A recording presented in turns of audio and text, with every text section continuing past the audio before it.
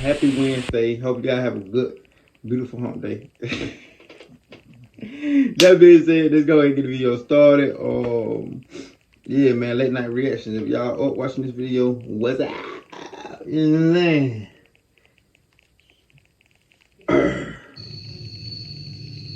Y'all still ain't caught on yet. Jesus.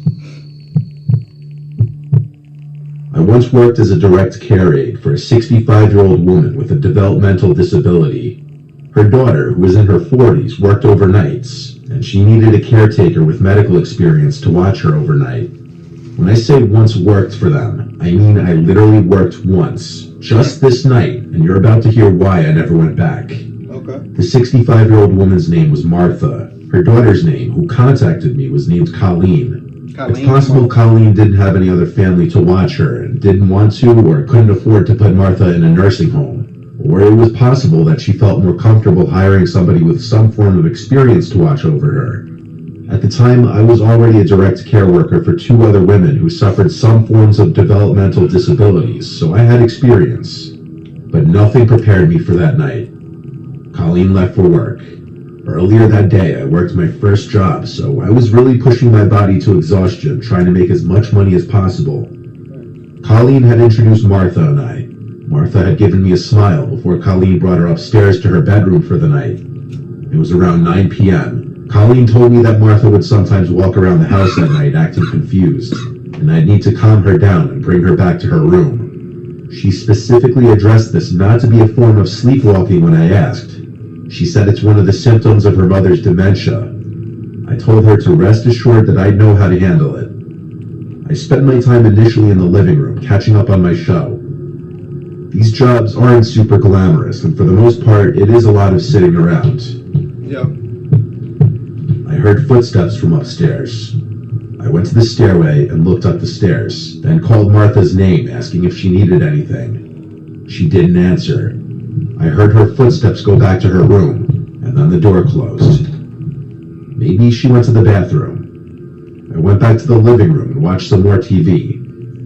It was maybe an hour later that I got up to grab my sandwich that I brought from the fridge.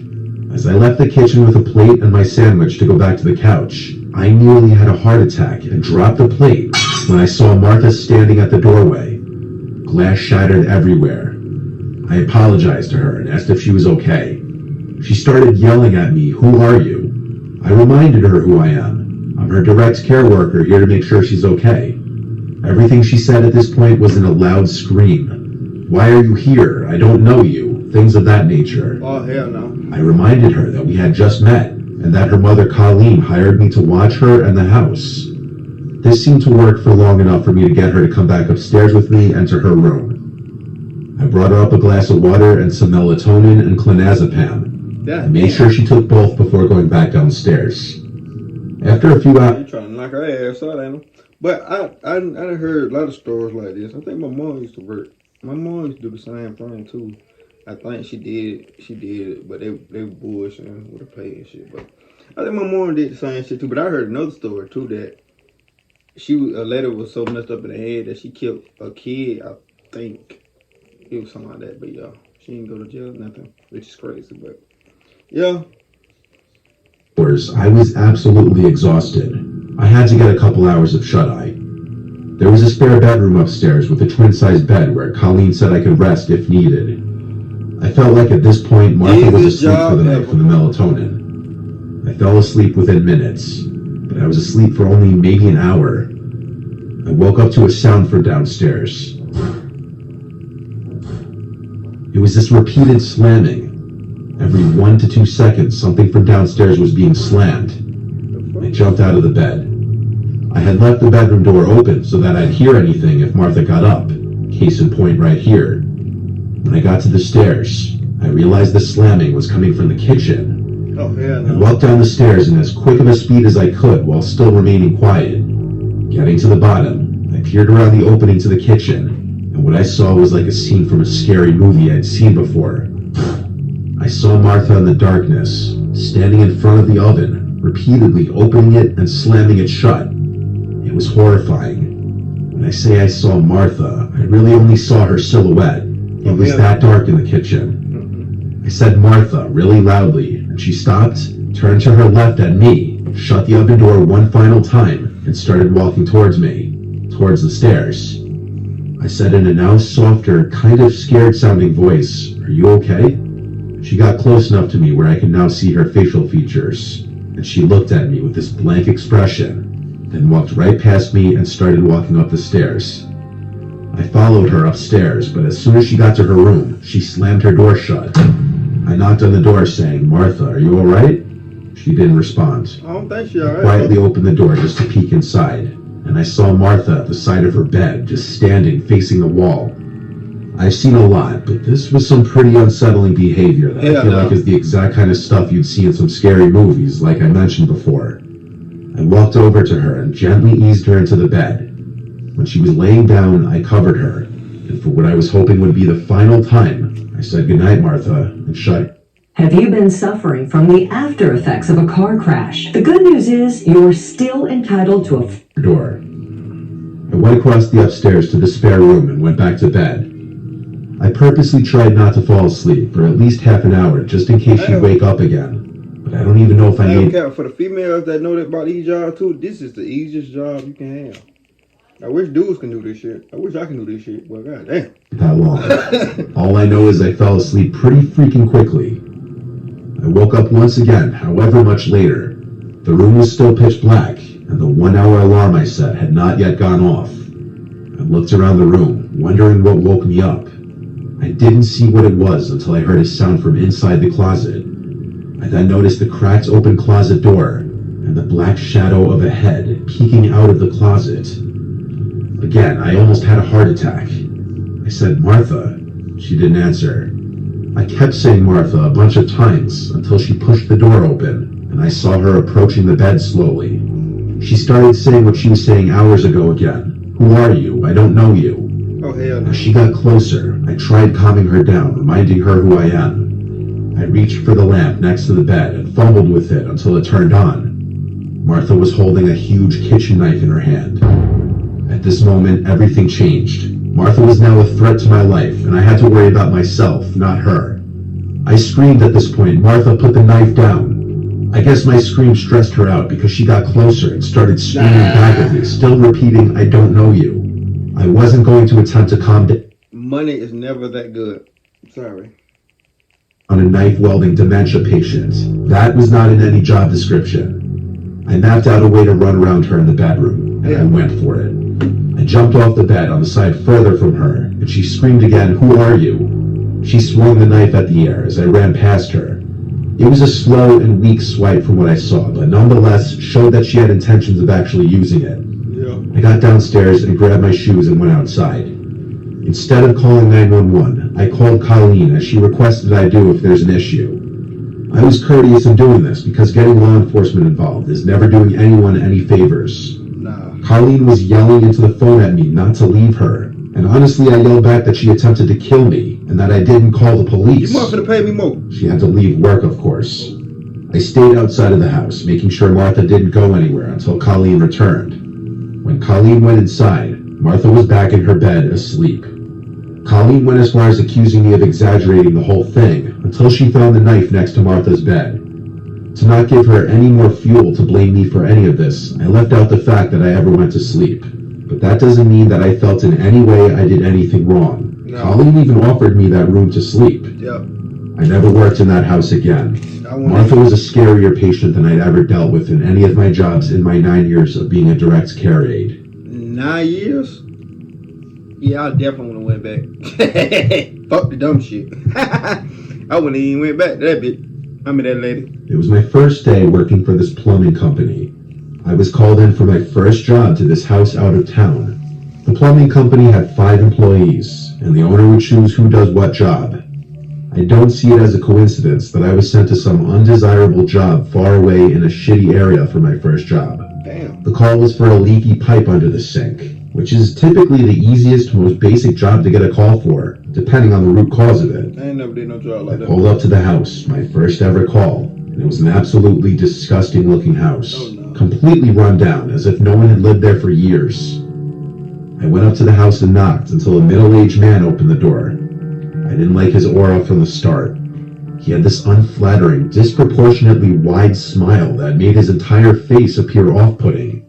His voice was also really soft and... Don't ignore the signs, the energy that you get from people. We learned that from we learned that from Mr. Bottom, the previous Mr. Bottom story. Energy off people. The first impression you get from a person, either if you don't like them or what, go with it. Like, cause that's how it is with me. Like, if I see a person and I see they vibe off real, I ain't even gotta talk to you, bro. If I see a vibe, I automatically don't like you. That's just me though. Unless you make me change my mind. I pitched, not the voice I was expecting to come out of his mouth. Sound like a bitch. Or maybe it was, given his unusual appearance. He welcomes me inside of the house. I realized there wasn't a single piece of furniture in the house. Oh, hell no, buddy. Just moved in? I asked him. He replied yes and then chuckled. Or maybe I should say he giggled because it was just a weird, high-pitched little laugh. He brought me to the kitchen, and the first thing I did was set my stuff down on the counter, then open the cabinets under the sink. I slid myself under the sink and started to examine the pipe. Okay. Specifically looking at the P-trap and the lock nuts to make sure they weren't overly tight or loose. I noticed the man was standing directly over me, his legs spread wide so that I was sandwiched between both of his feet. Bitch, It what? was extremely uncomfortable. I asked him politely to give me some space, and he backed up a bit, but not enough that would make me feel comfortable. I realized that I didn't see any water leaking at all, so I got out from under the sink and tried running the water, but no water came out of the faucet. I looked at the weird man and asked him why the water wasn't running. He said he must have shut off the main water valve without realizing it. Bitch, go turn it When on. I say I stood there speechless for a few seconds, I'm not exaggerating. I asked him bluntly how you do something like that by mistake. He smiled and shrugged his shoulders. I asked him to go turn the water valve back Grown ass man like that. on. He turned and said he'd be right back, and I saw him leave the kitchen, but then I heard footsteps walking upstairs. I'd never in my life heard of a water valve being upstairs in any house. What the fuck? I knew something was off with this guy and the What? situation. Man, hell no. Everything from the condition of this house to his mannerisms. And then I started hearing multiple sets of footsteps from upstairs. Coming down the steps quickly. In a split second, I decided I was out of there. I grabbed my stuff and quickly walked out to the front door and to my van. I'm a pretty large and loud dude, so I'm not really intimidated very easily by people in a physical way. Me either. But there was something about that situation and that guy that told me that some shit was about to go down. Yep. I looked at the house for a second, and then I drove away. I called Dave, my boss, letting him know it was just some kind of prank, because that just sounded better than me saying I was scared of that guy. Yeah. I did a few minutes worth of investigating and found out that was just a vacant, abandoned house. I got the number that made the call for the alleged leaky pipe from Dave, and it turned out to be a voice over IP number, not even a real number. I reported this shady encounter with the local police department just so that they would be aware of it and maybe close off that house. I've never had a reason to return to that sketchy part of town again. Go tell her I what only you worked for that specific plumbing company for about a year. No living being should ever eat processed food for every single meal of their life.